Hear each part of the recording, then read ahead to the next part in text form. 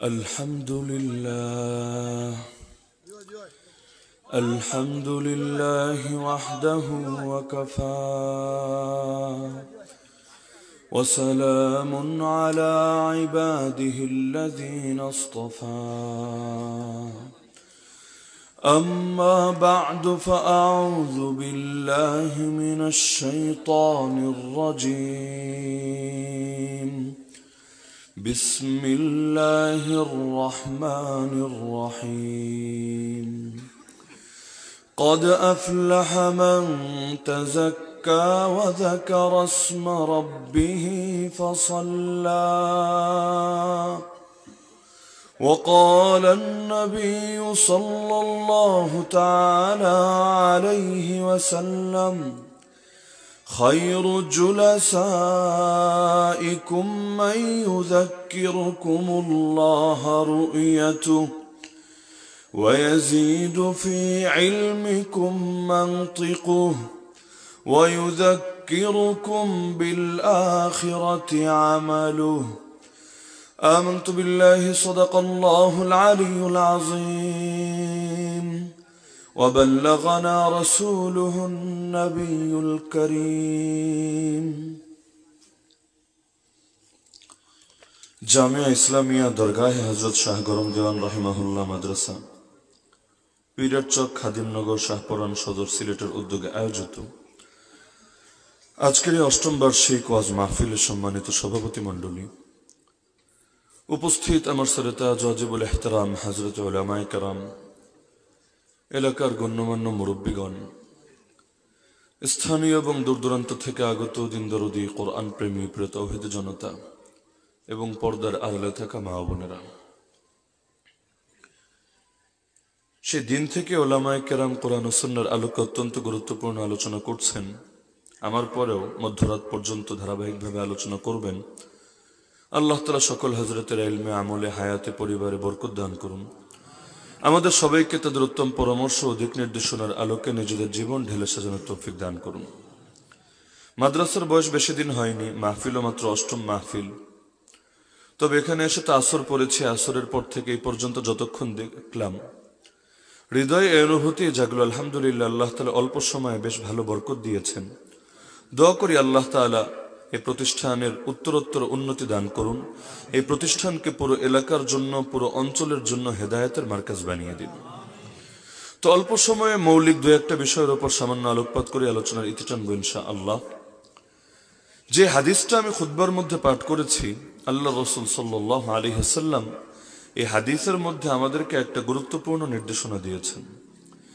জমিনের একটা মূলনীতি আমরা জানি এবং আমরা আমাদের ভাষায় এভাবেই বলি, সৎসঙ্গে স্বর্গবাস, অসৎসঙ্গে সর্বনাশ। তার মানে চুম্বক যেভাবে লোহা টানে, একইভাবে একজনের দিলও তুমুল আকর্ষণ নিয়ে আর একজনের দিলকে টানে।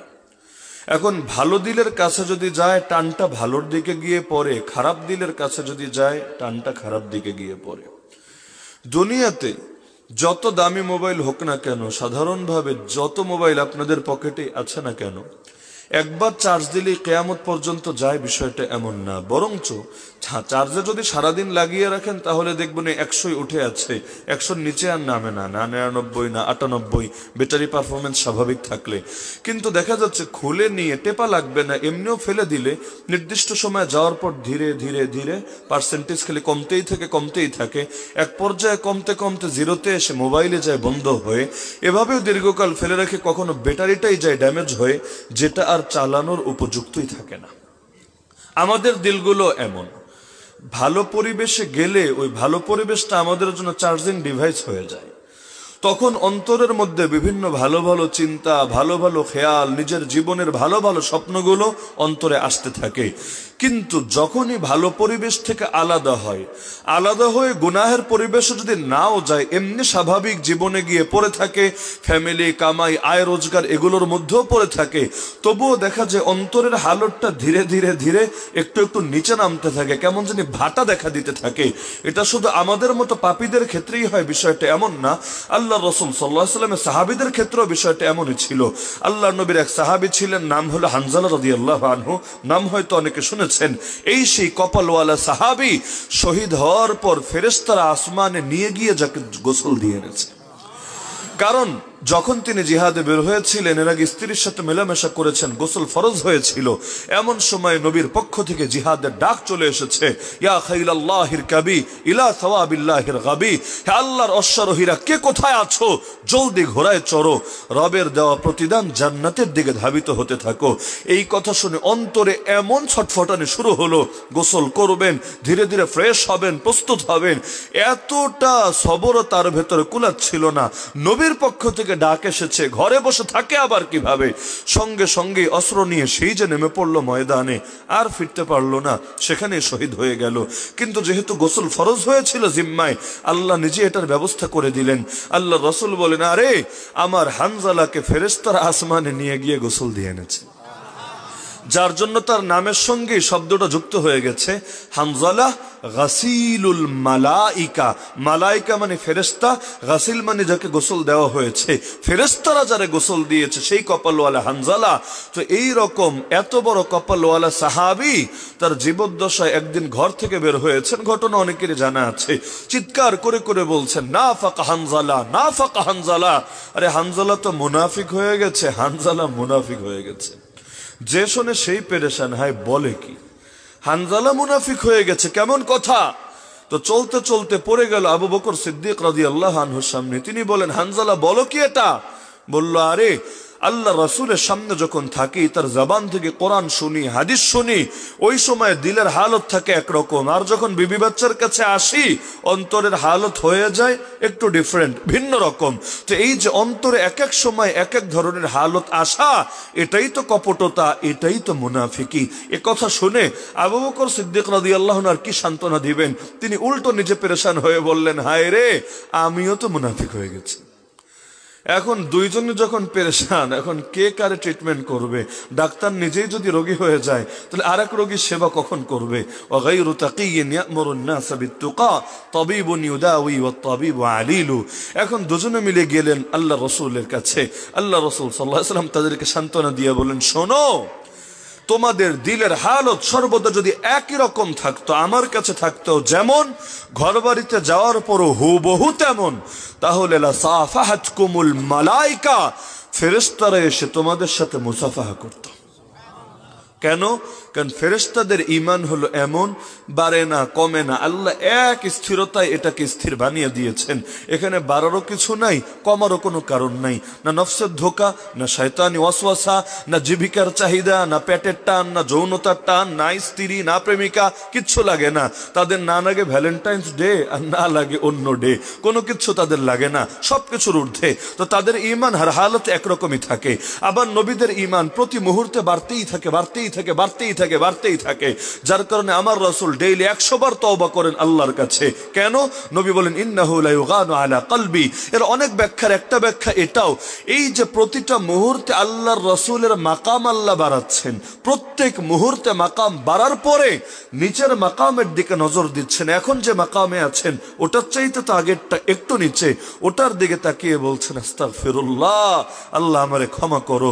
দেখেন না, নামাজটা শেষ করতে দেরি, নবীর 3 বার বলতে দেরি হয় না, আস্তাগফিরুল্লাহ, আস্তাগফিরুল্লাহ, আস্তাগফিরুল্লাহ। কেন? নামাজ কোনো পাপ? নামাজ কোনো পাপ না। মা আবাদনাকা হাক্কা ইবাদাতিক ওয়া মা আরাফনাকা হাক্কা মারিফাতিক। যেভাবে ইবাদত করা দরকার ছিল পারি নাই, যেভাবে আপনাকে চেনা দরকার ছিল, মারিফাত হাসিল করা দরকার ছিল, তাও আমার দ্বারা হয় নাই। তো নবীদের ঈমান আল্লাহ বাড়াতেই থাকেন। আর বাকি যত সাধারণ উম্মতি আমার আপনার মতো অথবা বড় বড় পীর মাশায়েখের মতো যেই হোক না কেন, তাদের ঈমানটা প্রভাবিত হয় পরিবেশের দ্বারা। কখনো এটা বাড়তে থাকে, কখনো এটা কমতে থাকে। সংখ্যার বিবেচনায় বাড়ে কমে না, সংখ্যার বিবেচনায় বাড়ে আবার কেমনে? যেই কয়টা বিষয়ের উপর বিশ্বাস রাখা লাগে ওইগুলোই তো, নতুন করে আবার বাড়ানোর সুযোগ আছে নাকি? যেমন আল্লাহর নবীকে নবী সকলে মানেন, এখন নতুন করে বাড়ানোর মানে কি যে গোলাম মোহাম্মদ কাদিয়ানীরাও নবী মানতে হবে? নাউযুবিল্লাহ। ঈমান কি আর থাকবে? আরে থাকবে নাকি? তাহলে সংখ্যার বিবেচনায় বাড়বে না। যেই কয়টা বিষয় আল্লাহ এবং তার রাসূল জানিয়েছেন, ব্যাস, একটাও বাড়ানোর সুযোগ নাই, একটাও কমানোর সুযোগ নাই। যারটা কমবে ও কাফের, যারটা বাড়বে ও বেঈমান। তাহলে বাড়ে কমে মানে কি? মানে হলো কোয়ালিটির বিবেচনায়, নূরের বিবেচনায়, পাওয়ারের বিবেচনায় কখনো অনেক শক্তিশালী হয়ে যায়, কখনো একেবারেই দুর্বল হয়ে যায়। কখনো ঈমান এমন হয় হাইয়া আলাস সালাহ শুনলেও মসজিদে আনার মতো শক্তি তার ভেতরে থাকে না। আর কখনো এত পাওয়ারফুল হয় হাইয়া আলাল জিহাদ শুনলেও শাহাদাতের তামান্নায় ময়দানে নামাতে এক মুহূর্ত দেরি করে না। তো সকলের ঈমান কি এক হালতে থাকে না পার্থক্য হয়? আল্লাহর কত বান্দা এমন আছে নামাজ কাজা হবে দূরের কথা, জামাতই ছোটে না। কত বান্দা এমন আছে জামাত ছুটবে দূরের কথা, তাকবীরে উলা, তাকবীর উলা বুঝেন তো, প্রথম তাকবীর যেটা দিয়ে নামাজ শুরু করে, ওই তাকবীরে উলাই ছুটে না। ইমামও বলে আল্লাহু আকবার, ওই লগে লগে হাজিরও বলে আল্লাহু আকবার। এমন না এক রাকাত দুই রাকাত যাওয়ার পরে আসে। আবার কত মানুষ এমন বছরে ওই এক দুইবার যা আসে, মানে ঈদের নামাজ বা সপ্তাহে যা আসে জুম্মার নামাজ, এগুলো পড়ার তৌফিক হয় না। তো মানুষের পার্থক্য আছে নাকি নাই? এই যে আপনারা 14 ফেব্রুয়ারি পড়ে আছেন কোরআনের মাহফিলে, আবার একই 14 ফেব্রুয়ারি কত নষ্টা ভ্রষ্টা পড়ে আছে শয়তানের টেবিলে। অথচ আপনিও পরিচয় দিচ্ছেন আমি মুসলমান, সেও পরিচয় দিচ্ছে আমি মুসলমান, কিন্তু দুই ঈমানের মধ্যে কতই না তফাৎ। কারো ঈমান তাকে এগিয়ে নিচ্ছে জান্নাতের দিকে, কারো ঈমান তাকে বাঁচাতে পারছে না জাহান্নাম থেকে। আল্লাহর রাসূল বলেন, যখন জিনাকার জিনা করে তখন সে মুমিন থাকে না, তার মানে কি বেঈমান হয়? তাও না। আব্দুল্লাহ বিন আব্বাস রাদিয়াল্লাহু আনহুমা ব্যাখ্যা দেন, ইয়াকুনু ফাওকা রাসিহি কাযুল্লা, ঈমানের নূরটা ভেতর থেকে বের হয়ে মাথার উপরে গিয়ে ছায়ার মতো অবস্থান করতে থাকে।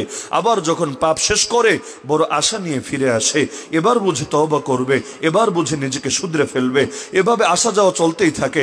রাসূল বলেন, চোর যখন চুরি করে ভেতরে ঈমান থাকে না, ডাকাত যখন ডাকাতি করে ভেতরে ঈমান থাকে না। এজন্য যার মরণটাই হয়ে গেল গুনাহরত অবস্থায়, তার কপালটাও তো ভালো না। কারণ কে কখন মরবে গ্যারান্টি আছে? ওই বাস অথবা গাড়ি দেখবেন ধুমায় একেবারে এমন লাউড স্পিকারে গান বাজাতে বাজাতে চালাতে থাকে, ভাব এমন আজরাইল ওদের কাছে যাবে না। কিন্তু ওই রকম গান চলারত অবস্থায়, ডান্স করা অবস্থায় মরে নাকি মরে না? মরে নাকি মরে না? এমন ভাবে উদ্ধত্তের সাথে এগুলো করতে থাকে। মাত্র 3-4 দিন আগে, বা আরো একটু বেশি হবে হয়তো 5-6 দিন আগে, ব্রাহ্মণবাড়িয়া বিশ্ব রোড তো আপনারা চেনার কথা, ঢাকা সিলেট যাতায়াত করলে ওখানে আমরা জ্যামের মধ্যে আটকা, দেখা যাচ্ছে একটা বাসের মধ্যে, শিক্ষা সফরের বাস, কোনো কলেজের বা ভার্সিটির হবে, ছেলে মেয়ে একেবারে জোর আওয়াজে গান বাজিয়ে মাইক দিয়ে একেবারে নাচছে, পুরো ডান্স চলছে ভেতরে। পাশ থেকে এক পিকআপের ড্রাইভার মনে হয় তাদেরকে কিছু মন্তব্য করেছে। এখন ছেলে মেয়ে সব মানে জানালা খুলে ওরে ঘুষি দিবে, ওরে চর দিবে, এইরকম এক আজীব পরিবেশ তৈরি হয়ে গেছে। তো এখন এই লোকগুলো যদি আল্লাহ না করুক এই অবস্থায় মরে যায়, কপালের হালত কি হবে? যার মরণ যেভাবে তার হাসরও তো সেভাবে। যেমন শহীদ দুনিয়াতে মরছে, গা থেকে রক্ত ঝরছে, নবী জানিয়েছেন কিয়ামতের দিনে যখন উঠবে গা থেকে দরদর করে রক্ত প্রবাহিত হতে থাকবে। আল্লাহ রাসূল বলেন, রক্তের রং তো দুনিয়ার রক্তের মতোই হবে, তবে ঘ্রাণ বের হবে মেশকে আম্বরের মতো। যে দাড়ি নিয়ে মরবে হাসরের দিন দাড়ি নিয়েই তো উঠবে, আর যে বেড়ি মানুষের মতো চেহারা নিয়ে মরবে, একেবারে দাড়ি শেভ করে ক্লিন শেভ করে কিউটের ডিব্বা সেজে বসেছিল, ওর হাসরটাও তো এভাবেই হবে। আল্লাহর নবীর সামনে মুখটা নিয়ে কেমনে হাজির হবে? লজ্জা কি লাগবে না মোটেও? এখন যার মরণ যেভাবে তার হাসরও সেভাবে। এজন্যই মরার সময় কালেমা পড়তে পড়তে মরার কোনো দাম নাই, নাকি এইটারে সবচাইতে বেশি দাম? মান কানা আখিরু কালামিহি লা ইলাহা ইল্লাল্লাহ দাখালাল জান্নাহ। আমার রাসূল বলেন, যার জীবনের সর্বশেষ কথা হবে লা ইলাহা ইল্লাল্লাহ, সে জান্নাতে যাবেই যাবে। এজন্য আমাদের বুজুর্গদেরকে আমরা দেখেছি, আরে যখন তারা যে কোনো হালতে থাকেন, ধরেন বয়স হয়েছে, টুকটাক অসুস্থতা তো লেগেই থাকে, দেখা হলেই হয়তো প্রথমে হোক না হলে শেষে হোক, কিন্তু প্রত্যেক মুলাকাতে একটা কথা বলে, বাপজান দোয়া করো আল্লাহ যেন খাতেমা বিল খায়ের নসিব করে। খাতেমা বিল খায়ের মানে কি? ঈমানটা নিয়ে যেতে যাওয়ার তৌফিক দেয়, কারণ শেষ ভালো যার।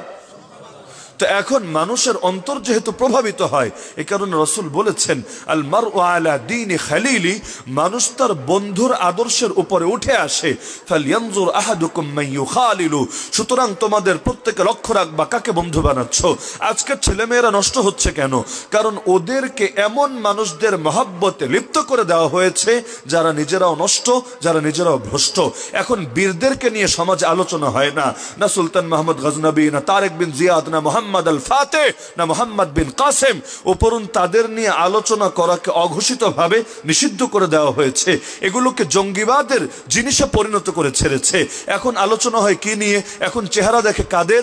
বড় বড় স্টারদের। তারা কারা? কেউ নায়ক, কেউ গায়ক, কেউ খেলোয়াড়, কেউ এটা কেউ সেটা, অথচ তাদের মধ্যে ঈমান নাই, ইসলাম নাই, কোরআন নাই, দ্বীন নাই, শরীয়ত নাই, সুন্নাত নাই। এখন তাদের মধ্যে আছে নষ্টামি, ভ্রষ্টামি। এখন তাদের পেছনে ছুটতে ছুটতে জাতীয় হয়ে যাচ্ছে নষ্ট আর ভ্রষ্ট। সামনে যদি আসল হিরোদের জীবনী থাকতো তাহলে অন্তরের মধ্যে সেই হিরোদের মতো হওয়ার স্বপ্নই থাকতো। কিন্তু সামনে যখন নষ্টদের আদর্শ থাকবে, নিজের ভেতরে তো নষ্টমি ঢুকবে। না হলে এই জাতিকে কে বাধ্য করেছে যে পশ্চিমাদের মতো পোশাক পরতে হবে, পশ্চিমাদের মতো চেহারার কাটিং বানাতে হবে, চুলটাও কাটতে হবে ওদের মতো করে, জীবনের প্রতিটা ক্ষেত্রে ওদের পদাঙ্ক অনুসরণ করতে হবে? কে বাধ্য করেছে? কেউ করে নাই। এর পক্ষে আইন প্রণীত হয় নাই, এর জন্য কেউ অস্ত্র ব্যবহার করে নাই। উপরন্তু এটা করলে তার জান্নাতে মাকাম বাড়বে এমন না, উল্টো কোনো ক্ষেত্রে জাহান্নামে যাওয়ার ভয় আছে। তারপর নবীর সুন্নত মানতে রাজি না, কিন্তু কাফেরদের প্রতিটা আদর্শ খুঁজে খুঁজে এভাবে দেশে ইম্পোর্ট করছে। কোন দুঃখে! আরে পশ্চিমে যত শয়তানি আছে একটাও যেন ছাড়বে না। এই আপনারা গত 20 বছর আগে ভ্যালেন্টাইন্স ডে নাম শুনেছেন কয়জনে? কিন্তু এখন এটা যেন স্বাভাবিক এক পান্তা ভাতে পরিণত হয়েছে। এক সময় কেউ লুকিয়ে বিয়ে করলে সমাজ তারে ছি ছি দিত, এমনকি সারা জীবনে আর মাথা উঁচু করে কথা বলতে পারতো না, সারা জীবন লজ্জিত হয়ে মাথা নিচু করে কথা বলতে হতো মুরব্বীদের সামনে। আর এখন পালিয়ে বিয়ে করলে অনেক সময় গর্বে এমন ভাবে ফেটে পড়ে সারা দেশ তারে নিয়ে মেতে ওঠে। যেমন ওই বিদেশ থেকে প্রেম করে করে বেডি ভাগায় আনে, দেখেন নাই? প্রেমের টানে মার্কিনী তরুণী যখন বাংলাদেশে, ইন্দোনেশিয়ান তরুণী যখন বাংলাদেশে, কানাডিয়ান তরুণী যখন বাংলাদেশে, এখন গর্বের সাথে মিডিয়া ফলো করে প্রচার করে। তার মানে কি জানি একটা কাম কইরা ফেলেছে। আরে ও তো কামাল কর দিয়া, এইরকম একটা ভাব সবার মধ্যে এসে হাজির হয়েছে। এখন একজনকে দেখে 10 জন শেখে, এটাই নিয়ম। এখনো চিন্তা করে, আরে ওরে নিয়ে যদি রিপোর্ট হতে পারে তাহলে আমারে নিয়ে হবে না কেন? ভাইরাল কে ওর একা হবে, আমি হব না কেন? ভাইরালের ভাইরাস তো মারাত্মক ভাইরাস, এর চাইতে বড় ভাইরাস হয় না। আর এটার অ্যান্টিভাইরাসও দুনিয়াতে বেশি একটা খুঁজে পাওয়া যায় না। এখন এই ভাইরাস একবার যার ভেতরে ঢোকে, সেভাবে আমারও তো ফেসবুক আছে, মেসেঞ্জার আছে, ইমো আছে, বিগো আছে, এই আছে সেই আছে। আমিও একটু চেষ্টা করে দেখি না? একবার না পারিলে দেখো শতবার, যেখানে দেখো ছাই ওরায় দেখো তাই, পাইলেও পাইতে পারো অমূল্য রতন। এখন এই ফাইজলামি শুরু হয়ে গেছে। আরে মানুষ কি ধিক্কার দিবে? 10 গ্রামের লোক দেখতে এসেছে, দেখতে আসে যে কেন, আরে এমন একটা মেয়ের বিয়ে করেছে, এইটা তো বিশাল বড় ভাগ্যের ব্যাপার। ভাবটা এখন যে হারে শুরু হয়েছে, মনে হয় সেদিন বেশি দূরে না, দুনিয়ার সব দেশের বেডি খালি হয়ে যাবে, সব বাংলাদেশে এনে হাজির করবে। কারণ একজনকে দেখে আরেকজন উৎসাহিত হচ্ছে, ভাবেই চলছে। মাঝখানে টিভিতে রিপোর্ট করলো এক লোকরে নিয়ে যে 6টা বিয়ে করেছে। খুব ভালো কাজ করছে নাকি? খুব ভালো কাজ করেছে, কিন্তু খুব গর্বের সাথে রিপোর্ট করলো খুব সুখে আছে, শান্তিতে আছে, 6 বউ মিলে একসাথে খুব জীবনটাকে এনজয় করছে, একসাথে রান্না বান্না করে, একসাথে খাবার বেড়ে দেয়, কাঁথাটা পর্যন্ত একসাথে সেলাই করে। এটা দেখলে কার ভেতরে ভালো না লাগবে? 2টা কইরেই তো মানুষের আর চুল থাকে না মাথায়, মাথাটা টাক হয়ে যায়, সেখানে 6টা নিয়ে মহাসুখে আছে। আরেকজন দেখে ভাবলো আমি পিছিয়ে থাকবো কেন, 8টা সেরে ফেলেছে। সমাজে নষ্টামিরে প্রমোট দিলে পরিণতি এটাই হয়, কারণ যার সামনে যা থাকে সে সেটাই অনুসরণ করতে ভালোবাসে। মানুষ মুখের কথায় কম শেখে, কাজ দেখে বেশি শেখে।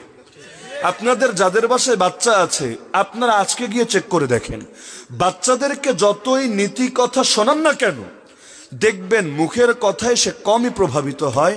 নিজে আমল জারি করেন, আপনাকে দেখে দেখেই প্রভাবিত হয়ে যায়। বাচ্চারা নামাজি বানাতে চান, আরে বাসায় গিয়ে জায়নামাজ বিছিয়ে নামাজ পড়া শুরু করেন। একেবারে ট্যাবলেট ক্যাপসুল যেগুলো আছে, 2 বছর 3 বছরের বাচ্চা, ওরাও দেখবেন আপনার পাশে এসে জায়নামাজে দাঁড়িয়ে গেছে। নামাজ ঠিকভাবে পড়তে পারুক বা না পারুক, অন্তত সেজদায় গেলে পিঠের উপরে তো উঠে বসতে পারবে। এমনকি যেই নারীরা পর্দা করে, তাদের ছোট ছোট মেয়ে, বয়স যাদের 4-5 বলা লাগে না, তারাও আলহামদুলিল্লাহ পর্দা শুরু করে দেয়। বাইরে যাওয়ার সময় হিজাব ছাড়া, বোরকা ছাড়া বেরই করা যায় না, কোনো পরপুরুষের কোলে পর্যন্ত যায় না। কেমন হয় নাকি হয় না? তাহলে দেখে দেখে শিখছে নাকি শিখছে না? আবার বাপমা বৈশা টিভি দেখুক, বাচ্চাও টিভি দেখবে। বাপমা একজন আরেকজনকে গালি দেয়, কাঁচা বাংলায় গালি। ওই পিচ্চি পোলাও দেখবেন গালিগালাজে শুরু করে দিয়েছে। এমন পিচ্চি আছে, আর নাক দিয়ে এখনো জিনিস পরে, কিন্তু কোমর দুলিয়ে দুলিয়ে গান শুনলে নাচতে শুরু করে দেয়। ওরে নাচটাকে শিখিয়েছে, অথচ দোয়া একটা পারে না, কালেমা পারে না, আল্লাহরে ডাকে না, কিন্তু গানের তালে তালে খুব নাচা নাচতে পারে। আবার এগুলো নিয়ে প্রতিযোগিতাও হয় সমাজে, কে ভালো নাচতে পারে, কে ভালো গাইতে পারে, এদেরকে ক্রেস্ট দেওয়া হয়, উপহার দেওয়া হয়। মানে তোরা তো আল্লাহর গজবটারে কেমনে তাড়াতাড়ি আনা যায় এজন্য অবদান রাখছিস, আয় তোদেরকে কোলে তুইলা এবার চুমু দেই। কে অবস্থাটা এরকম না? নাহলে পাপের কাজে আবার উৎসাহ দেয় কিভাবে? পাপের কাজ করা যেমন পাপ, পাপের কাজে উৎসাহ দেওয়া সমান পাপ। সুদ খেলেও গুনাহ, সুদ দিলেও গুনাহ, গীবত করলেও গুনাহ, গীবত শুনলেও গুনাহ। কোরআন বলছে সূরা মাইদা আয়াত নম্বর 2, ওয়ালা তাআওয়ানু আলাল ইসমি ওয়াল উদওয়ান, তোমরা গুনাহের কাজে আর সীমালঙ্ঘন মানে জুলুমের ব্যাপারে খবরদার কেউ কারো সহযোগী হবে না। যে জুলুম করে ও যেমন মরে, যারা জুলুমে সহযোগী হয় ওরাও একই পরিণতির শিকার হয়। এজন্য অস্তিত্ব রক্ষা করতে চাইলে জুলুমের বিরুদ্ধে প্রতিবাদ করা লাগে। কোরআন বলছে আমি আল্লাহ যখন কোন জাতিকে ধ্বংস করতে চাই, আল্লাহ হেফাজত করুক আমাদেরকে, ওয়াইদা আরাদনা আন নুহলিকা কাররিয়া আমারনা মুতরাফিহা, আমি সেই জাতির নেতা যারা, সরকার যারা, প্রশাসন যারা, এলিট যারা, আমি ওদেরকে আদেশ দেই ফাফাসাকু ফিহা, ওরা তখন পাপে জড়িয়ে পড়ে, ফাহাক্কা আলাইহাল কওল, ওদের পাপের কারণে আর জাতির নীরবতার কারণে গোটা জাতির উপর আযাব আর গজব অবধারিত হয়ে যায়। ফাদাম্মারনাহা তাদমীরা, তখন আমি আল্লাহ গোটা জাতিকে, গোটা দেশকে, গোটা জনপদকে বরবাদ করে দেই। মিল পাওয়া যাচ্ছে তো বর্তমান সময়ের সাথে? এখন আপনি দ্বীনের কাজ করতে যান, দেখবেন বাধা আর বাধা আর বাধা। পাপের কাজ করতে যান, সুবিধার সুবিধার সুবিধা।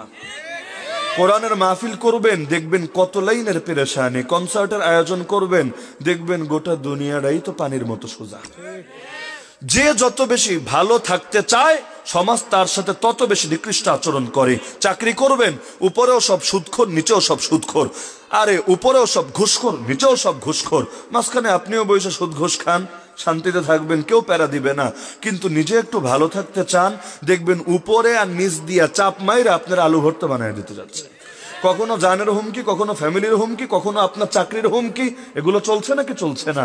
তো এখন এই হালতটা কখন হয়? আল্লাহ বলেন যখন কোন জাতিকে আমি গজব দিয়ে বরবাদ করতে চাই। তো অথচ এখন দেখা যাচ্ছে দ্বীনের কাজে আমরা নেতাদের পাশে না পেলেও শয়তানি কাজে নিজেরাই নেচে নেচে সামনে এসে হাজির থাকে। না হলে আমাকে বলেন, আজকে যে বিশ্ব বেহায়া দিবস পালিত হলো, বাংলাদেশের আপামর জনসাধারণ অধিকাংশের পক্ষে না বিপক্ষে? বিপক্ষে, এটাই বাস্তবতা। অধিকাংশ বাঙালি এই নিকৃষ্ট অসভ্যতার বিপক্ষে। তারপরে এরা করতে পারছে কিভাবে? তার মানে যাদের হাতে পাওয়ার, এটাই বাস্তবতা। আপনি কোন দল করেন না করেন এটা আমার দেখানোর দরকার নাই, কিন্তু বাস্তবতার সাথে একমত হতে হবে। আত্মসমালোচনা না করলে সমস্যা দূর হবে কিভাবে? আগে তো রোগ চিহ্নিত হবে, তারপর না ওষুধ কি খাওয়া যায় সেটা দেখতে হবে। তাহলে আজকে এই নষ্টামিগুলো দেশে ছড়াচ্ছে কিভাবে? আরে প্রত্যেক বছর শয়তানির হার বাড়ছে।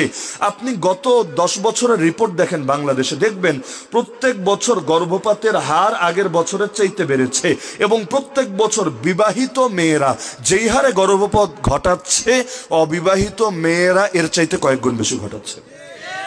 2014 মানে এখন থেকে 10 বছরের বেশি সময় আগের কথা, 2014 সালে বাংলাদেশে অনিরাপদ গর্ভপাতের হার ছিল বিবাহিতদের তুলনায় অবিবাহিত মেয়েদের মাঝে 35% বেশি। কবে? 2014 সালে। এখন কত? 2024 সাল। কি ভেবেছেন কমেছে? কমে নাই, বেড়েছে। ডিপ্রেশনের হার কমেছে না বেড়েছে? ছোটবেলায় ডিপ্রেশন শব্দটা শুনেছেন কয়জন? এই মহামারী বাংলাদেশে দেখা দেয় নাই, অথচ এখন স্কুল কলেজ ভার্সিটির ছেলে মেয়েরা দেদারসে সুইসাইড করছে। ওদের এত দুঃখ কিসের? আরে এখনো তো জীবনের কঠিন পরীক্ষায় পড়েই নাই। লাইফ টাইমে আমাদের পুরো জীবনের মধ্যে স্টুডেন্ট লাইফের চাইতে মজার কোনো অংশ আছে নাকি? বলেন না, আছে নাকি? স্টুডেন্ট লাইফ সবচাইতে মজার অংশ না? ওই মজার অংশে ছেলে মেয়েরা গণহারে সুইসাইড করছে কেন? পত্রিকায় রিপোর্ট করেছে প্রেমের কারণে সবচাইতে বেশি হচ্ছে। মাদকও আছে, সন্ত্রাসও আছে, বহুত কিছু আছে, কিন্তু সবচাইতে বেশি হচ্ছে কিসের কারণে? প্রেমের কারণে। প্রেমের বয়স হয়েছে ওদের, কারণ যেই বয়স প্রেমের বয়স, ওই বয়স অবশ্যই বিয়ারও বয়স। ওই বয়সে তো বিয়া দেওয়া যায় না, বিয়া দিলে যে বিয়া করবে ওরা তো আছেই, যে বিয়া পড়ায় দিবে ওই হুজুর সমেত জেলে যাবে, এটাই বাস্তবতা। তো এরা তো কচি খোকা আর খুকি, এদের তো এখন ফ্রক পরে রাস্তায় খেলার টাইম, এখন কি এদের এই প্রেম প্রীতি করার টাইম? শিশুরা আবার প্রেম করে কেমনে? কিন্তু দেখা যাচ্ছে শিশু আবার শিশুর আব্বা আম্মা হয়ে বসে আছে। এগুলো হচ্ছে না, হচ্ছে না। মিডিয়া কাছে আসার গল্প শোনাচ্ছে, কাছে আসার গল্পের পরের গল্প যে কতটা নিকৃষ্ট তাকে শোনাচ্ছে। অধিকাংশ মানুষ নেশাগ্রস্ত হচ্ছে কেমনে? এই সঙ্গের দোষেই তো। প্রেমে জড়াচ্ছে কেমনে? সঙ্গের দোষেই তো। এমনকি পর্নোগ্রাফি দেখা শিখছে কিভাবে? সঙ্গের দোষেই তো। কোন নষ্টামিটা এমন যেটা সঙ্গ ছাড়া আপনি জন্মগতভাবে হাসিল করেছে? জন্মগতভাবে কেউ পাপী হয় না, পাপের প্রতি কোনো মোহ জন্মগতভাবে জন্মায় না, বরঞ্চ সমাজের এই বিভিন্ন জিনিসের অসৎসঙ্গগুলোই তারে ধীরে ধীরে পাপী করে তোলে। এখন দরকার কি? যে পাপ তো করা যাবেই না, পাপের উপাদান থেকে দূরে থাকতে হবে। কারণ পাপের উপাদানের কাছে গেলে পাপে জড়িত হওয়ার আশঙ্কা আছে। মাথা থাকলে না ব্যথা হবে, মাথাই নাই তো ব্যথা হবে কিভাবে? যেই জিনিস আছে সেখানে সমস্যা দেখা দেবে। উদাহরণস্বরূপ, যে অ্যান্ড্রয়েড ফোনই ব্যবহার করে না, ওই আল্লাহর বান্দারে এটা আমার বলা লাগবে না মোবাইলে খারাপ জিনিস দেখো না, কারণ বাটন ফোনে দেখবে ডাকি, ওইখানে দেখার আইটেম আছেই বাকি। এখন যেখানে সমস্যার উপাদান আছে ওই জায়গায় না ভয়টা আছে। এজন্য আমার আল্লাহ কোরআনে এটা বলেন নাই বান্দা জিনা করিস না, ব্যভিচার করিস না। আল্লাহ কি বলেছেন জানেন? ওয়ালা তাকরাবুজ জিনা, জিনার ধারে কাছেও যাস না। ধারে কাছে যায় কিভাবে? এই স্কুল কলেজে যখন সহশিক্ষা চলে ওইটারেও ধারে যাওয়াই বলে। এক পাশে ছেলে আর এক পাশে মেয়ে, আর শয়তান বাবাজি তো বসেই থাকে মেহনত করার জন্য। এক ছেলে আর এক মেয়ে যদি কোথাও একান্ত হয়, অনলাইনে হোক অফলাইনে হোক, মেসেঞ্জারে হোক হোয়াটসঅ্যাপে হোক আর বাস্তবিক জীবনের মধ্যে হোক না কেন, তারা দুজন থাকে না, তৃতীয় একজন চলে আসে ইনভাইট করা ছাড়াই। তার লগে কন্ট্যাক্ট করা লাগে না, হেলিকপ্টার পাঠানো লাগে না, কিচ্ছু লাগে না। সেই প্রধান মেহমানের নাম কি? মহামান্য শয়তান মহোদয়। সেই মহামান্য শয়তান মহোদয় আপনি চলে এসে উভয়ের উপরে মেহনত করতে থাকে। এজন্য দেখবেন হালালটারে ধীরে ধীরে বেশিয়ে তোলে আর হারামটারে ধীরে ধীরে অন্তরে ঢুকাতে থাকে। আরে ঘরের বউ যত সুন্দরী হোক, অনেকের রোগ এমন, বলে হুজুর আগে তো খুব ভাল লাগতো, কিন্তু এখন কেমন পানসে লাগে। शादी करना शौक है, चंद रोजे का ज़ौक है, फिर गले में तौक है, शादी मकुन शादी मकुन शादी मकुन। শুরুতে তো খুব ভালো লাগতো, এখন লাগে না। তো কারে ভালো লাগে? রাস্তা দিয়ে যেই হেঁটে যায় তারই তো হুরপুরির মতো লাগে। কেমন রোগ আছে নাকি না? আছে নাকি নাই? তো হারামের মজা অন্তরে ঢুকিয়েছে আর তিক্ত একটা বাস্তবতা মাথায় গেঁথে রাখেন। আমি বড় চিন্তিত করি ওই সমস্ত বেহায়া দম্পতিদেরকে নিয়ে যারা একসঙ্গে বসে বসে টিভি দেখে, সিনেমা দেখে, নাটক দেখে। আচ্ছা, মহিলার কি একবার মনে পড়ে না এই যে স্বামীটা সুন্দরী সুন্দরী মেয়েদেরকে দেখছে, বাস্তবে সুন্দর হোক আর ময়দা মাখা ওই আর্টিফিশিয়াল সুন্দরী হোক, যেমনই হোক না কেন, এখন এই যে দেখছে, আবার স্বামীরও কি মনে হয় না এই যে হ্যান্ডসাম বাস্তবে হ্যান্ডসাম হোক আর এডিটার বরকতে হ্যান্ডসাম হোক, এই যে এদেরকে বডি বিল্ডার সিক্স প্যাকদেরকে দেখছে, তো এই রকম সুন্দর দেখতে দেখতে ধীরে ধীরে তার প্রতি আকর্ষণ কমে যাবে। এটাই তো বাস্তবতা। যারা নজরের হেফাজত করতে পারে না তারা দাম্পত্য জীবনের মহাব্বত কখনোই ধরে রাখতে পারে না। সংসার করা লাগে একটা জাস্ট ফর্মালিটি মেনটেন করা, সামাজিকতা রক্ষা করা। সমাজ বলতে একটা ব্যাপার আছে, আলাদা হলে বদনাম হবে, বাচ্চা কাচ্চার কি হবে, ওদের লাইফ আছে, ইত্যাদি ইত্যাদি। তো দিলের আকর্ষণ থাকে না, থাকবে কিভাবে? আরে আমি খাই পান্তা ভাত, কিন্তু আমি সারাদিন দেখি খালি বিরিয়ানি আর বিরিয়ানি, আমার পকেটে নেই 100 টাকা, চাকরি করি ব্যাংকে, সারাদিন গুনি কোটি কোটি টাকা, তাহলে আমার কাছে যেটা আছে এটার প্রতি আকর্ষণ কিন্তু কমবে। আল্লাহ নবী বলেছেন দুনিয়ার লাইনে নিচের দিকে তাকাবা, নিচের দিকে, আর ধর্মের লাইন উপরের দিকে তাকাবা। ধর্মের লাইনে দেখবা কে তোমার চাইতে বেশি ইবাদত করে, তুমি তার মতো হওয়ার চেষ্টা করবা। ফাস্তাবিকুল খায়রাত, কারণ কোরআনের আদেশ নেক কাজে প্রতিযোগিতা করো, একজন আরেকজনকে পেছনে ফেলার চেষ্টা করো। কিন্তু দুনিয়ার লাইনে নিচের লোকের দিকে তাকাবা, তাহলে দিল থেকে শুকরিয়া বের হবে। আর যদি উপরের দিকে তাকাও, সারা জীবন আফসোস আর আফসোস থাকবে। এ কারণে আল্লাহর রাসূল বলেন লা ইয়ামলাউ জাওফা ইবনি আদম ইল্লা তুরাব, আদমের সন্তানের পেট ভরতে পারে একমাত্র কবরের মাটি, এর আগে কোনো কিছু পেট ভরে না। আরে এক বাড়ি হলে আরেক বাড়ি, এক গাড়ি হলে আরেক গাড়ি, খালি চায় আর চায় আর চায়, দেখবেন পিপাসা কিন্তু কিছুতেই মেটে না।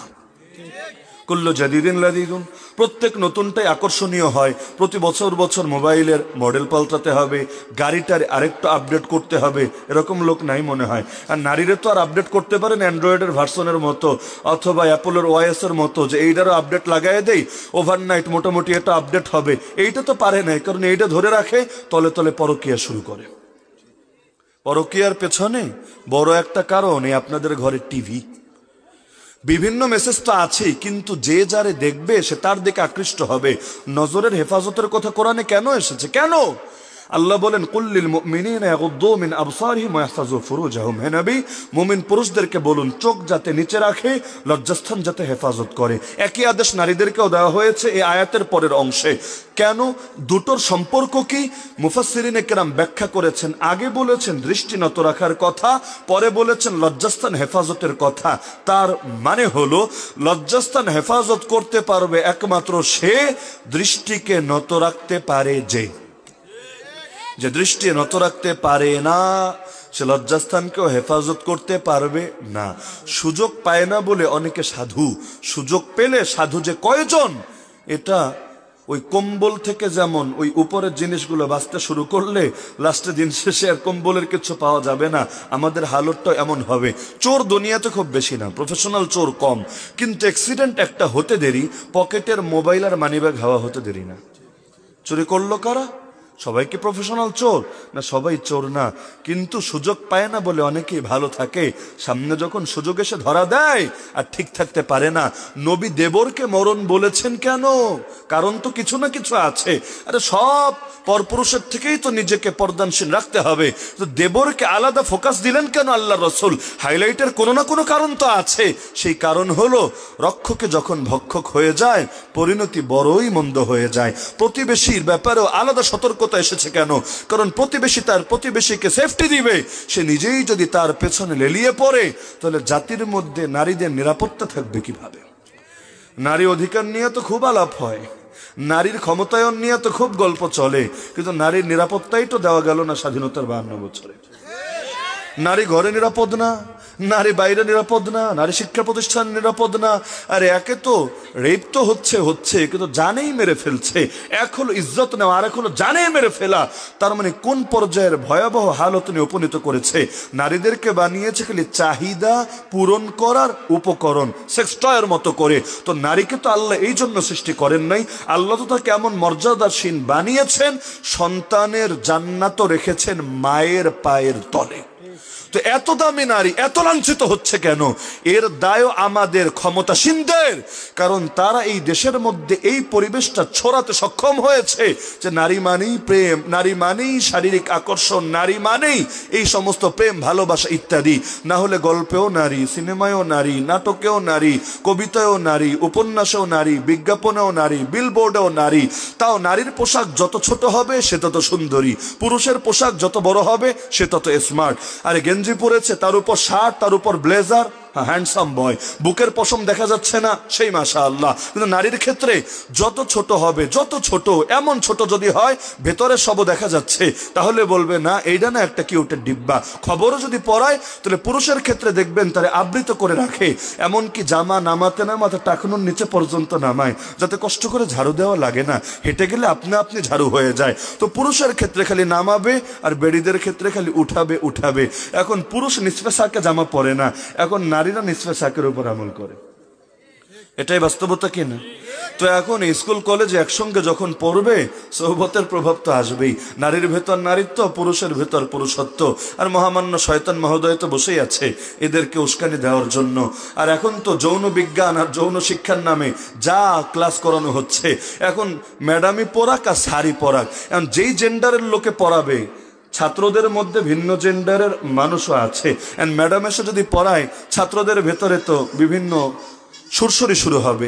আবার স্যার এসে যদি পড়ায় নারীদের ভেতর সুরসুরি শুরু হবে। এন্ড শিক্ষক শিক্ষিকা হলো বাপের মতো আর মায়ের মতো, সেই বাপ আর মায়ের হাত ধরে ভাগতে শুরু করেছে। কি হচ্ছে নাকি হচ্ছে না? সুগার ড্যাডি, সুগার মাম্মি, কত কত জিনিস নতুন করে দুনিয়াতে আবিষ্কার হতে শুরু করেছে। তো সোহবতের প্রভাব আছে নাকি নাই? তো ভালো লাইনে সোহবত হলে ভালো প্রভাব, খারাপ লাইনে সোহবত হলে খারাপ প্রভাব। তো আপনারা যারা আছেন, যেহেতু আমরা সামাজিক জীব, মানুষ তো আর আমরা জঙ্গলে থাকি না, সমাজে থাকি, সমাজ নিয়ে চলি। আমি শুধু প্রত্যেককে জাস্ট 3টা অনুরোধ রাখছি আল্লাহ রসুলের হাদিসের আলোকে। রাসূল বলেছেন যে তোমাদের সঙ্গীদের মধ্যে সর্বোত্তম কারা, কারণ সৎসঙ্গে যেহেতু স্বর্গবাস, তো উত্তম সঙ্গী বেছে নিতে হবে। ফ্রেন্ড সার্কেল এমন হতে হবে যাদের ভালো প্রভাব আমার উপরে পড়ে, আরে মেলামেশা তাদের সাথে করতে হবে যাদের উত্তম প্রভাব আমার উপরে এসে পড়ে। আল্লাহ রসুল বলছেন 3 গুণ দেখে বন্ধু বানাবো তোমরা, এই 3 গুণ যাদের ভেতরে থাকবে তারাই তোমাদের সর্বোত্তম সঙ্গী হবে। তো এখন থেকে আজকেই বাসায় গিয়ে চেক দিবেন, আমার লাইফে যত মানুষের সাথে আমি মেলামেশা করি নিয়মিতভাবে তাদের মাঝে 3 গুণ আছে কিনা আমি চেক দেব। যদি থাকে সম্পর্ক থাকবে, মহাব্বত হবে কার জন্য, আর যদি না থাকে সম্পর্ককে ছিন্ন করব, সেই ছিন্ন করাও হবে কার জন্য। অনেক জায়গায় সম্পর্ক ছিন্ন করলে সওয়াব হয়, আর অনেক জায়গায় সম্পর্ক ধরে রাখলে সওয়াব হয়। জিএফ আর বিএফএস এ যদি হুজুরের মাসালা জিজ্ঞেস করে, হুজুর এখন মন ভাঙার মসজিদ ভাঙা নাকি সমান, আমরা কি একজন আরেকজনের মন ভাঙতে পারি, ব্রেকআপ কি করতে পারি, নাকি আবার আল্লাহ গজব দিবে আমাদেরকে, মনে কষ্ট পেয়ে বদদোয়া যদি দেয়, মানুষের বদদোয়ায় তো আমাদের ক্ষতি হয়ে থাকে, এখন কি হবে? এই মাসালা জিজ্ঞেস করলে হুজুর কি জবাব দিবে? হুজুর বলবে তোর জন্য ব্রেকআপ করা ফরজে আইন, তুই যদি করিস আল্লাহ অনেক সওয়াব দিবে, আল্লাহ তোরে 72 হুরের স্বামী বানায় দিবে, আর যদি না করিস জাহান্নামে যে কি দেবে ওটা না কোনো অন্তর কল্পনা করতে পারবে, না কোনো চোখ দেখেছে আর না কোনো কান শুনেছে। তো সুতরাং বন্ধু বানাবেন কয় গুণ দেখে? গুণ দেখে বানাতে হবে, পাইকারি হারে বানানো যাবে না। 3টা গুণ। 1 নম্বর গুণ, আল্লাহ রাসূল বলেন খায়রু জুলাসাইকুম মান ইউযাক্কিরুকুমুল্লাহ রুয়াতুহু। 1 নম্বর গুণ, যাকে দেখলে আল্লাহর কথা মনে পড়ে। খেলোয়াড়দেরকে দেখলে আল্লাহর কথা মনে পড়ে, ফাসেক ফাজের নেতাদেরকে দেখলে আল্লাহর কথা মনে পড়ে, মদ্যপ নেশাগ্রস্তদেরকে দেখলে আল্লাহর কথা মনে পড়ে, বেড়ি মানুষেরা দেখলে আল্লাহর কথা মনে পড়ে। এই ব্যাখ্যা দেওয়ার সুযোগ আছে নাকি? এখন যদি আবার কেউ হাইব্রিড মস্তিষ্কের ব্যাখ্যা দেয়, আল্লাহ বলেছেন সৃষ্টির সৌন্দর্যে পুলকিত হয়ে স্রষ্টার প্রশংসা করা, কারণ স্রষ্টাকে চেনা যায় সৃষ্টিকে দেখে। তো এখন খালি গাছ দেখলে, পাহাড় দেখলে আর সমুদ্র দেখলে কি হবে? নারীও তো আল্লাহর সৃষ্টি, তারে না দেখলে আল্লাহর চিনবো কিভাবে? দিল থেকে আল্লাহর শুকরিয়া বের হবে কিভাবে? নারীকে দেখে বলবো আরে সে যদি হয় এত সুন্দর, না জানি আমার আল্লাহ কত সুন্দর। এইরকম সুফিবাদী মার্কা, ভণ্ডামি মার্কা ব্যাখ্যা দেওয়ার কোনো সুযোগ আছে নাকি? এমন ছেলে পেলেও আছে ধুমায়া বদনজর করে, আবার নামাজ রোজাও করে। এখন যদি হাতে নাতে ধরেন কি এগুলো করিস কিসের জন্য, বলবে না সামনে বিয়ে শাদী তো করা লাগবে। এখন পাত্রী দেখা তো ইসলামে জায়েজ আছে, কারণ একজনকে দেখেই তারে কনফার্ম করে, এটা তো মুশকিল ব্যাপার। আমি আসলে দেখি কারে মনে ধরে যায়, যাতে আগামী জীবনে তাকে জীবন সঙ্গিনী বানানো যায়। এই কবে না কবে জীবন সঙ্গিনী বানাবে, এই নিয়ত রাস্তা দিয়ে যে হেঁটে যাবে তারা দেখাই জায়েজ হবে নাকি না জায়েজ হবে? তাহলে বন্ধু বানাতে হবে 1 নম্বরে এই গুণ দেখে, যাকে দেখলে কার কথা মনে পড়ে। তা আপনারা যারা ফিমেলদেরকে ফেসবুক ফ্রেন্ড বানিয়ে রেখেছেন, মুরব্বীরা না বুঝলেও জোয়ানরা তো বুঝতে পারছেন, নেকনিয়াতে আর বদনিয়াতে ফিমেলদেরকে যারা ফেসবুক ফ্রেন্ড বানিয়ে রেখেছেন, তাদের আইডি দেখলে চালচালে আল্লাহর কথা মনে পড়ে। আল্লাহর কথা মনে পড়ে নাকি অন্তরের মধ্যে শয়তানির বিভিন্ন চিন্তার কথা মনে পড়ে? সাবধান, পাপ থেকে বাঁচতে চাইলে পাপের আইটেম থেকেও নিজেকে দূরে রাখতে হবে, আর আপনার পথ আপনাকেই চলতে হবে। কেউ পারে না অন্যের পথ চলে দিতে। যদি একজন আরেকজনের পথ চলে দিতে পারতো, আমার রাসূল অন্তত আবু তালেবের পথটা চলে দিত। কিন্তু প্রত্যেকের পথ নিজেকেই চলতে হয়। হ্যাঁ, মানুষ পথ দেখাতে পারে কিন্তু পথ চালিয়ে দিতে পারে না। সুতরাং নিজে ভালো থাকতে চাইলে নিজেকে নিয়ে নিজেই ফিকির করতে হবে। আপনি জানেন মোবাইল নিয়ে ল্যাপটপ নিয়ে বিছানায় গেলে টুকটাক পাপ হয়েই যায়। অলস মস্তিষ্ক শয়তানের কারিগর বসে বসে 5 মিনিট একটু নোটিফিকেশন চেক দেয়, এজন্য ঢুকে পরে 1-2 ঘন্টার গুনাখালি হতেই থাকে। আপনার জন্য বিছানায় মোবাইল নিয়ে যাও না জায়েজ। বাথরুমে একটু লম্বা সময় থাকলে অন্তরে আজে বাজে চিন্তা আসে, বিভিন্ন গুনাহ হয়। আপনার জন্য বাথরুমে লম্বা টাইম কাটানো না জায়েজ। এমনকি বিছানায় শুইলেও ওই আগের পাপের জীবনের হাবিজাবি চিন্তা মনে আসে। আপনার জন্য ফতোয়া হলো, যতক্ষণ ঘুম খুব বেশি চাপ না দেবে বিছানায় যাবেন না। যখন দেখছেন না টিকতে পারছি না, মাথা ঘুরিয়ে পড়ে যাব, তখন বিছানায় যান। আর কোনো হাবিজাবি খেয়ালই আসবে না। যে একাকী থাকলে তার মনের মধ্যে আগডুম বাগডুম ঘোরাডুম খেয়াল আসে, তার জন্য একাকী থাকা উচিত না, সে মানুষের সাথে থাকবে। সবার জন্য সব ফতোয়া চলে না রে ভাই। কেউ একাকী থাকলে আল্লাহর জিকির, আল্লাহর ইবাদত, দোয়া, কান্নাকাটি, মোনাজাত বেশি হয়। আর কেউ একাকী হলে অন্তরের মধ্যে নফসের জিনা, অন্তরও জিনা করে, অন্তরের মধ্যে হাবিজাবি জিনিস যা আগে দেখেছে, আগে করেছে, এগুলো আসতে থাকে। তার জন্য একাকী হওয়ায় কোনো ফায়দা নাই, বরং সে বেশি থেকে বেশি মানুষের সাথে কথাবার্তা বলবে, মেলামেশা করবে, এতেই তার ঈমান সুরক্ষিত হবে।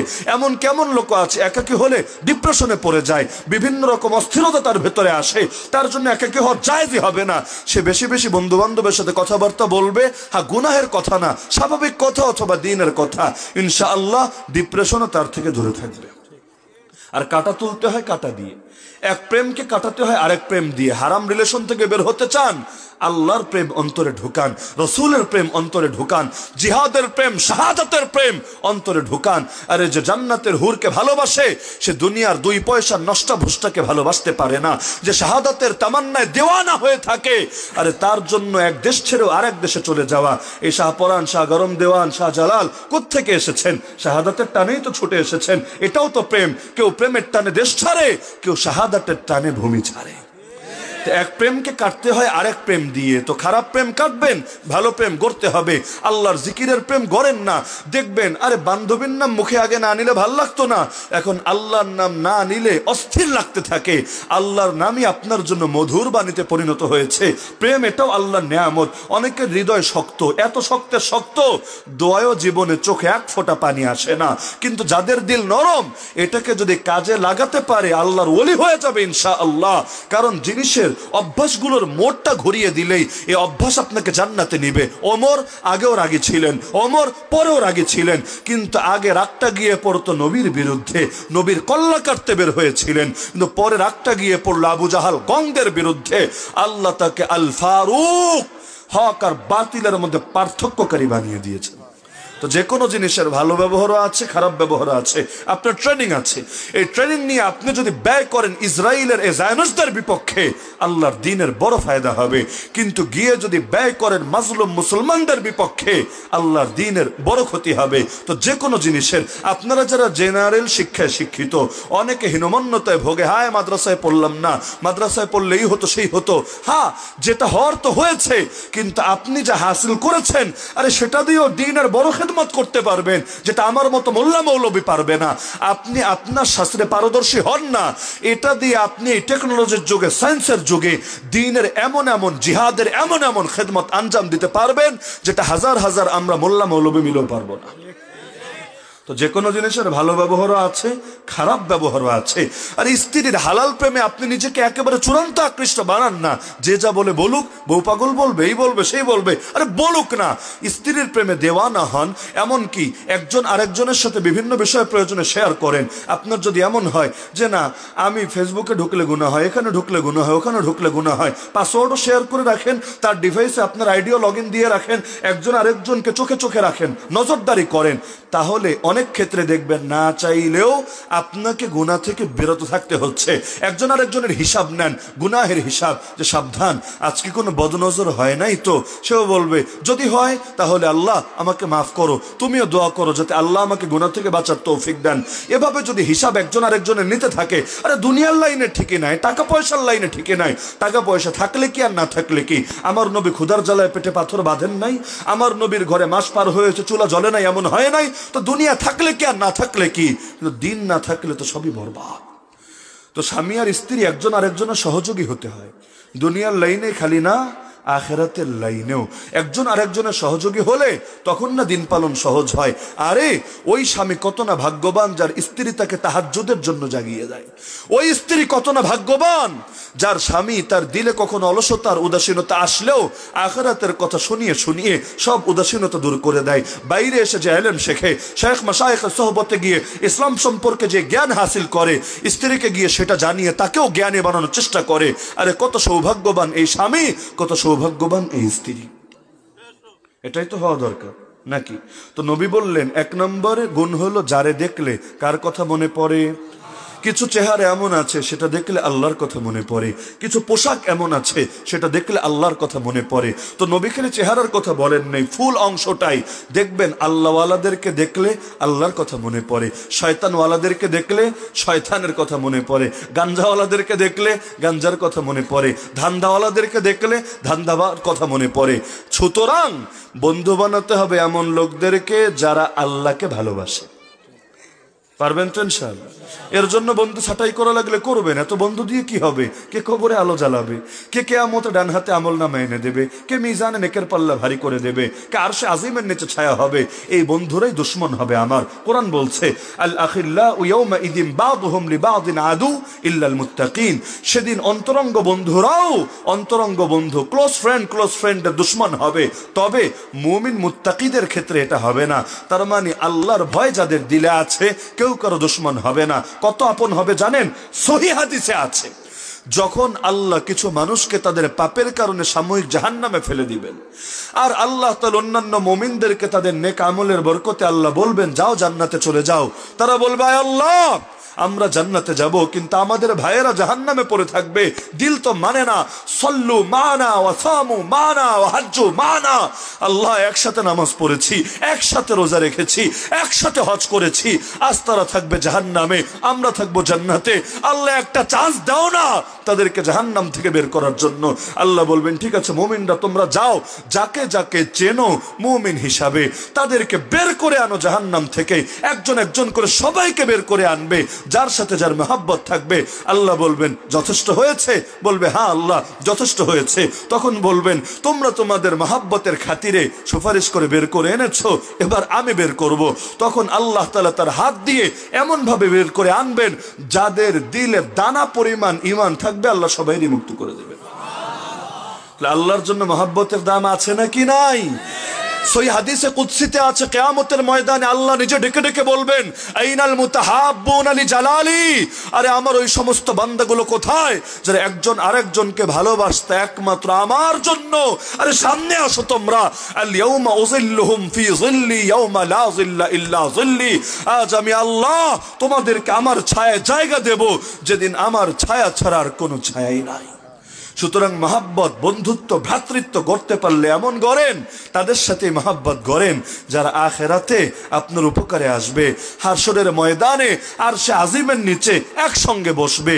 আরে যে বেলালে হাবশিকে ভালোবাসবে সে বলতে পারবে আল্লাহর জন্য ভালোবাসি, কিন্তু যে আবু জাহালকে ভালোবাসবে ও কোন মুখে বলবে আল্লাহর জন্য ভালোবাসি? পারবে না। সুতরাং মহব্বত গড়েন আল্লাহর জন্য। এমনকি এটাকে হাদিসে শ্রেষ্ঠ আমল বলা হয়েছে। এক মিশকাত শরীফ খুললেই পাবেন আফদলুল আমাল ইলাল্লাহ আল হুব্বু ফিল্লাহ ওয়াল বুগদু ফিল্লাহ। আল্লাহর নিকট সবচেয়ে প্রিয় আমল আল্লাহর জন্য ভালোবাসা, আল্লাহর জন্য ঘৃণা করা। এমন কিছু এই হাদিসে আছে, নবী বলেন, বুখারীতে আছে, 3 গুণ যার ভেতরে থাকে সে ঈমানের মজা অনুভব করতে পারে। এর মধ্যে একটা গুণ ওয়া ইউহিব্বাল মারআ লা ইউহিব্বুহু ইল্লা লিল্লাহ। কাউকে ভালোবাসলে একমাত্র আল্লাহর জন্য ভালোবাসে। তিরমিজি শরীফে হাদিস আছে, নবীর এক সাহাবী এসে বললেন ইয়া রাসূলুল্লাহ আমি আমার ওই ভাইকে আল্লাহর জন্য ভালোবাসি। নবী বললেন তুমি তাকে জানিয়েছো? বলল জানাইনি। বললে এখনই জানাও, তাহলে মহব্বতটা দ্বিপাক্ষিক হবে, একপাক্ষিক থাকবে না। আমার নবী বলেন মান আহাব্বার রাজুলু আখাহু ফালইউখবিরহু আন্নাহু ইউহিব্বুহু।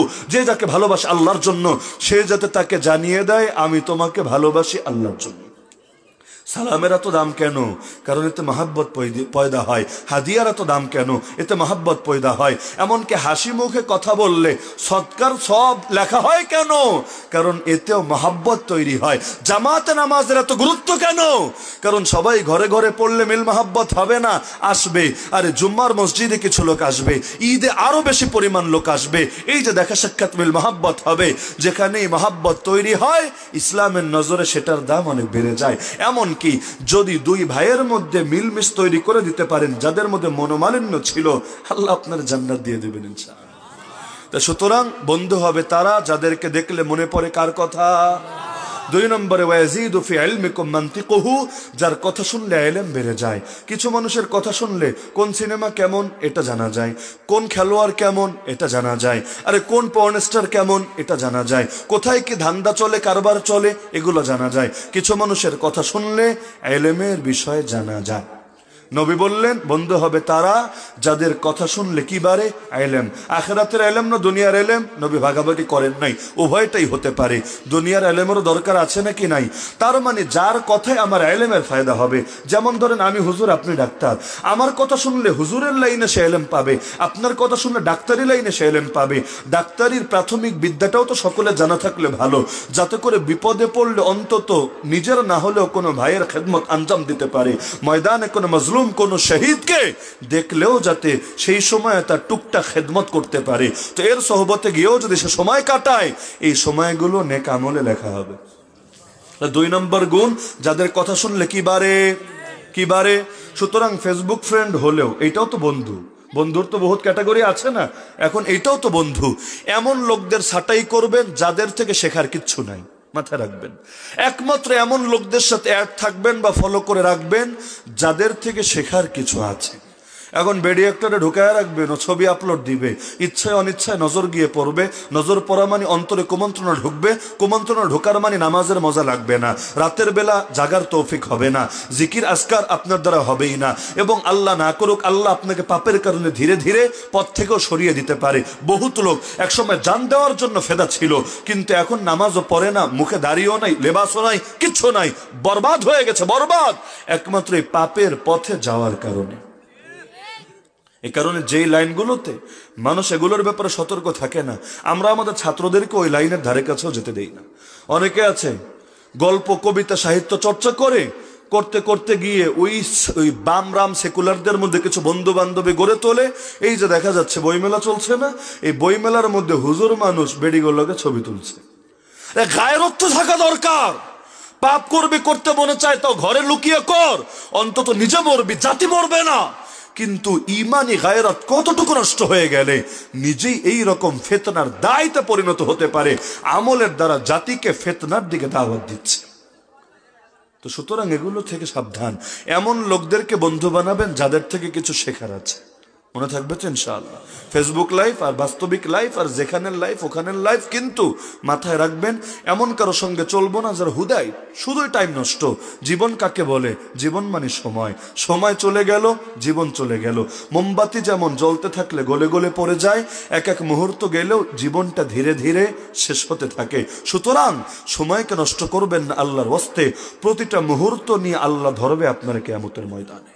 4 জবাব দেওয়ার আগে এক কদম কেউ সামনে আগাতে পারবে না। এর মধ্যে সময় নিয়ে দুটো প্রশ্ন আছে, একটা গোটা জীবনের সময় আর একটা যৌবন কালের সময়। 3 নম্বর গুণ, ওয়ায়ুযাক্কিরুকুম বিল আখিরাতি আমালুহু, যারা আমল দেখলে আখিরাতের কথা মনে পড়ে। কিছু মানুষকে দেখলে মনে পড়ে দুনিয়াতে আমরা থাকার জন্য আসি নাই, ইহা হাম সব মুসাফির হ্যাঁ ওহি আখির ঠিকানা, কই আগে রওয়ানা হ্যায় কই পিছে রওয়ানা। কিছু মানুষ এমন, ওদেরকে দেখলে বোঝা যায় এখানে চিরকাল থাকার জন্যই আসছি, খালি খাই চাই নাই এগুলোই করতে থাকে। আর কিছু মানুষকে দেখলে মনে হয় দুনিয়া থাকলেও আলহামদুলিল্লাহ, না থাকলেও আলহামদুলিল্লাহ। ওদের দিলে দুনিয়া ঢোকে নাই, থাকলে সর্বোচ্চ পকেট পর্যন্ত, কিন্তু দিলটা একমাত্র আল্লাহর জন্য ফেদা, অস্থির থাকে। আল্লাহ কবে ডাক দিবা? আমাদের ভাইয়েরা শহীদ হয়ে জান্নাতে ডানা মেলে মেলে উঠছে, আমরা এখনো ফিতনার ঝুঁকিতে পড়ে আছি, জানি না ঈমান নিয়ে যেতে পারবো কিনা দুনিয়া থেকে। আয় আল্লাহ কবে ডাক দিবা? কবে তোমার দ্বীনের জন্য আমার বুকের তাজা রক্ত জমিনে ঢালতে পারবো, আমাদের ভাইদের সঙ্গে জান্নাতে গিয়ে মিলিত হতে পারবো? এজন্য ছটফট করে আমার নবী সেই হাদিসে বলেন, মান আহাব্বা লিকা আল্লাহ আহাব্বাল্লাহু লিকাহু, যে আল্লাহর সঙ্গে সাক্ষাৎ করতে ভালোবাসে আল্লাহ তার চেহারাটা দেখতে ভালোবাসেন। ওমান কারিহা লিকা আল্লাহ, যে আল্লাহর সঙ্গে সাক্ষাৎ করতে অপছন্দ করে, চায় না মরতে, কারিহাল্লাহু লিকাহু, আল্লাহ তার সঙ্গে সাক্ষাৎ করতে অপছন্দ করে। মৃত্যুতে ভয়ের কি আছে? আরে মৃত্যু হলো আমার মাঝে আর আমার রবের মাঝে এক পর্দা। এখন দুনিয়ার এই দেহটার কারণে রবের সঙ্গে মিলিত হতে পারছি না, মৃত্যু আসবে আমাকে আমার রবের কাছে নিয়ে যাবে। আল্লাহুম্মার রফিকাল আলা, আমার নবীকেও তো ইখতিয়ার দেওয়া হয়েছিল, রবের সোহবতকেই তিনি ইখতিয়ার করে নিয়েছেন। তো সুতরাং এই লোভকে কে হাতছাড়া করতে চায়? মায়ের কাছে গেলে ভাল লাগে, আল্লাহর কাছে গেলে খারাপ লাগবে কোন দুঃখে? আল্লাহকে মায়ের চাইতে পর না 1000 গুণ বেশি আপন। সুতরাং মৃত্যুকে ভয় পাওয়ার কি আছে? মৃত্যুই যখন চূড়ান্ত নিয়ন্ত্রী, ভাগার কিচ্ছু নাই। মরণ যখন লেখার তখনই তো হবে। সিংহের মতো বাঁচলেও সেদিন মরবেন, শিয়াল কুত্তার মতো বাঁচলেও যেদিন মরবেন। সব যখন লেখাই তখন লাঞ্ছনার জীবন কেন গ্রহণ করতে হবে? একদিন বাঁচলেও মাথা উঁচু করে সিংহের মতো হুঙ্কার দিয়ে বাঁচবো। কিছু করতে পারি বা না পারি, বাতিলের ভয়ে, বাতিলের অন্তরে আমাদের ভয় এমন ভাবে সৃষ্টি করব যে আমাদের জবানে নারে তাকবীর শুনলেও থার করে কেঁপে উঠবে। পারবেন না ইনশাআল্লাহ? তো 3 গুণ দেখে বন্ধু বানাবেন। কয় গুণ? কয় গুণ? 1 নম্বর গুণ, যারে দেখলে কার কথা মনে পড়ে। 2 নম্বর গুণ, যার কথা শুনলে কি বাড়ে? ইলম বাড়ে। 3 নম্বর গুণ, যার আমল দেখলে কি স্মরণে আসে? আমল মানে কাজ, আমল মানে শুধু নামাজ রোজা না, আমল মানে কাজ। যার কাজ দেখলে কি মনে আসে? আখিরাতের কথা মনে আসে, দুনিয়ার ধান্দাবাজির কথা না। এই 3 গুণ দেখে দেখে বন্ধু বানান, কি হবে? সৎসঙ্গে স্বর্গবাস। আপনার ভেতরে এই 3 গুণ আসবে, আপনি আল্লাহর ওয়ালি হয়ে যাবেন ইনশাআল্লাহ। আকাবিরদের রেখে যাওয়া আমানত ধারণ করে নিজেও জামানার আকাবিরে পরিণত হবেন। আল্লাহ সবাইকে তৌফিক দান করুন, কবুল করুন, আমিন। ওয়া আখিরু দাওয়ানা আলহামদুলিল্লাহি রাব্বিল আলামিন। তাড়াতাড়ি